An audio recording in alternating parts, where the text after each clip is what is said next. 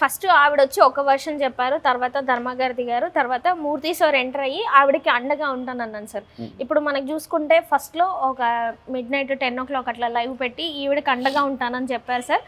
So ఒక politician అనొచ్చు, కొంచెం పేరున్న శంకర్ అన్న అని చెప్పొచ్చు, ఆయనని బయటికి లాక్ రావడం కానీ, మళ్ళీ దాంట్లో ఇప్పుడు రూలింగ్లో ఉన్న పొలిటీషియన్ల పేర్లు చెప్పడం కానీ, ఇలాంటివన్నీ చెప్పి అంటే దీన్ని ఎటు తీసుకెళ్దాం అంటున్నారు, అంటే బెదిరిద్దాం అనుకుంటున్నారా లేదంటే సొసైటీలో డైవోర్స్ కేసులు కానివ్వండి, లేదంటే సివిల్ సూట్స్ వేసి ఆస్తుల కోసం తగాదాల దగ్గర నుంచి కానివ్వండి, వాళ్ళకి న్యాయం కోసం కానివ్వండి, చాలా మంది కోర్టుల దగ్గర మనం చూస్తూనే ఉన్నాం.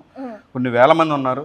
వీళ్ళు ఎవరిని అట్లా డైరెక్ట్గా అక్కడ కూర్చోబెట్టి సడన్గా ఏదో ప్రపంచం ఏదో మునిగిపోతున్నట్టు స్టేట్కి చాలా ఇంపార్టెంట్ ఏదో ఇది స్టేట్కి కావాల్సిన ఏదో ఇంపార్టెంట్ సబ్జెక్ట్ అన్నట్టుగా తీసుకొని వచ్చి మూర్తి గారు ఆవిడని కూర్చోబెట్టారు లైవ్లో.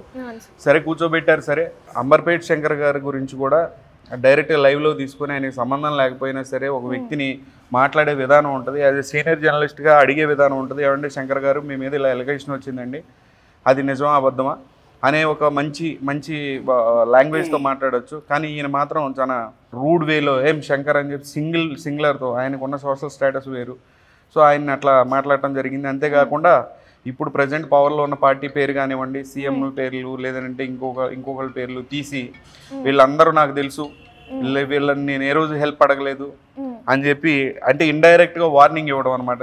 నాకు వీళ్ళందరూ తెలుసు, వీళ్ళంతా నా వెనక ఉన్నారు అని చెప్పి డైరెక్ట్ వార్నింగ్ ఇవ్వడమే అయింది. ఎందుకు వార్నింగ్ ఇవ్వడమే అయింది అంటున్నాం అంటే నెక్స్ట్ డేనే గౌతమి చౌదరి చాలా డైరెక్ట్ స్టేట్మెంట్స్ ఇచ్చింది. అందరినీ చంపుతాను, ఎవరిని వదిలిపెట్టను, నా దగ్గర ఉన్న బీహార్ గ్యాంగ్స్ వస్తారని చెప్పి స్టేట్మెంట్స్ ఇవ్వడం అనేది దీనికి ఊతం ఇచ్చింది అనమాట.